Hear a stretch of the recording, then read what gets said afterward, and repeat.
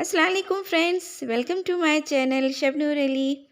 सबसे पहले ये सवाल आता है कि किसी भी प्लांट को अगर हम ग्रो करते हैं तो क्या रीज़न होते हैं कि उसको हम अपने गार्डन में ऐड करना चाहते हैं। तो हम पहले तो परमानेंट प्लांट्स ही चूज़ करते हैं कि हमारे पास हमेशा रहें।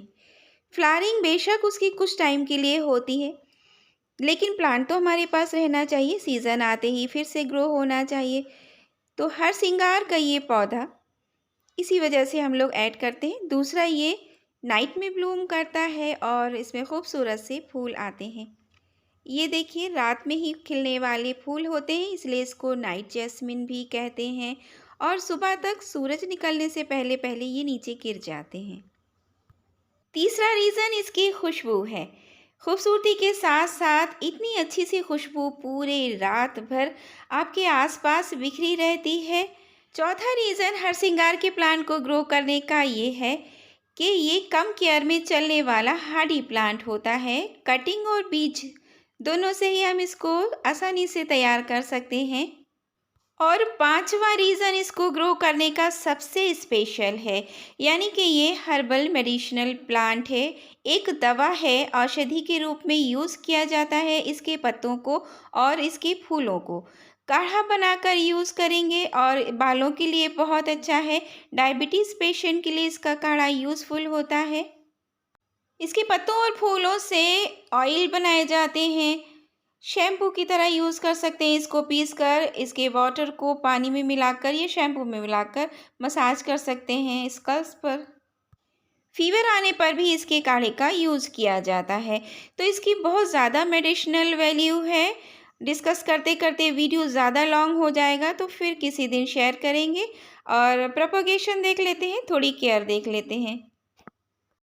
डे बाय डे मैंने इसका वीडियो शूट किया हुआ है। रोज़ रात में खिलते सुबह गिर जाते थे, इसी वजह से ये सारे व्यूज़ नाइट के ही हैं, सुबह में होते ही नहीं हैं प्लांट पर, तो मैं आपके साथ शेयर क्या करती।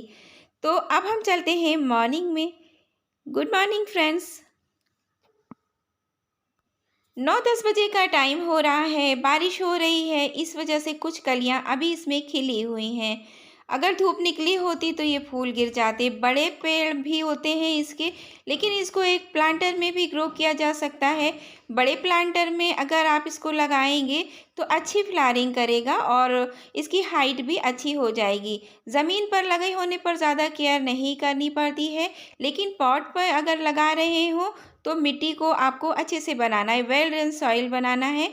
यानी 40% कंपोस्ट ऐड करना है, 40% गार्डन सॉइल और 20% इसमें आपको सैंड यूज़ करनी पड़ेगी, रिवर सैंड। ये देखिए, पानी में कितने सारे गिरे गिरे हुए हैं फूल इसके। अभी 15 दिन पहले जबकि इसमें मैंने थोड़ी सी भी ग्रोथ देखी थी तो कंपोस्ट ऐड की थी। वर्मी कंपोस्ट, काऊ डंग कंपोस्ट, गोट मैन्योर, आपके पास जो भी कुछ अवेलेबल हो आप इसमें दे दीजिए। और फिर मैंने इस पर प्रूनिंग की थी, क्योंकि ये एक भी पत्ती नहीं थी इस प्लांट पर।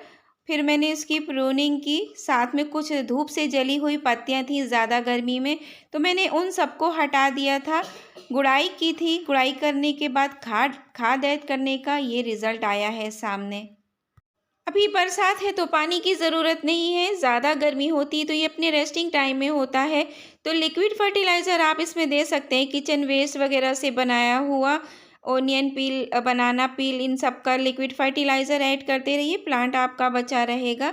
साथ में मिट्टी अगर घट गई हो तो चढ़ाते रहिए, हर 15 दिन में थोड़ी निराई गुड़ाई कर दिया कीजिए। ये खुद एक मेडिसिनल प्लांट होता है, साथ में इसकी पत्तियां रफ होती हैं, तो पेस्ट इस पर नहीं लगते हैं। और अगर लग भी जाए तो आप neem oil, soap water, shampoo water कुछ भी अप्लाई कर सकते हैं, जिससे इस पर पेस्ट कभी भी नहीं लगेंगे। इसके टिप पर आप प्रून करते रहिए, प्लांट बुशी बना रहेगा। जितना बुशी होगा उतनी ही कलियां बनेंगी। और फूलों का सीज़न इसका सितंबर से शुरू होता है। सितंबर, अक्टूबर, नवंबर, दिसंबर, 4 महीने तक ये लगातार फ्लावरिंग करता ही रहेगा, थोड़ी सी केयर के साथ। उसके बाद ये अपने रेस्टिंग टाइम में चला जाएगा।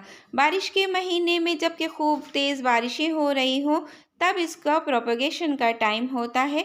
उस टाइम आप कटिंग से लगा लीजिए। पुराना प्लांट है तो आपके पास इसमें सीड्स भी बनते हैं, वो बीज से भी आप ग्रो कर सकते हैं। इसी में चौड़े चौड़े हार्ट शेप के थोड़ा सा बीज बनते हैं, उन बीजों को ब्राउन होने दीजिए और स्टोर करके रख लीजिए। रेनी सीज़न में उसको ग्रो कीजिए और इस सीज़न में आप कटिंग से भी आसानी से इस प्लांट को प्रोपोगेट कर सकते हैं। एक प्लांट से तमाम सारे प्लांट्स रेडी कर सकते हैं। साथ में इसके जड़ों से भी कुछ पुराने पौधे निकल आते हैं, तो उनको भी आप डिवाइड करके लगा सकते हैं। अब ये मैं यहाँ पर गोट मैन्योर थोड़ा सा ऐड कर रही हूँ साइड से, क्योंकि 15 दिन हो गए हैं इसको खाद दिए हुए। तो बस इस तरह से हम डाल देते हैं और किसी नुकीली चीज़ की हेल्प से हल्का हल्का सा गुड़ाई कर देते हैं। इसमें बहुत सारे पॉइंसेटिया के प्लांट भी निकल आए हैं जो नरिशमेंट खींचते हैं, तो मैं इनको भी हटाकर अलग कर देती हूँ।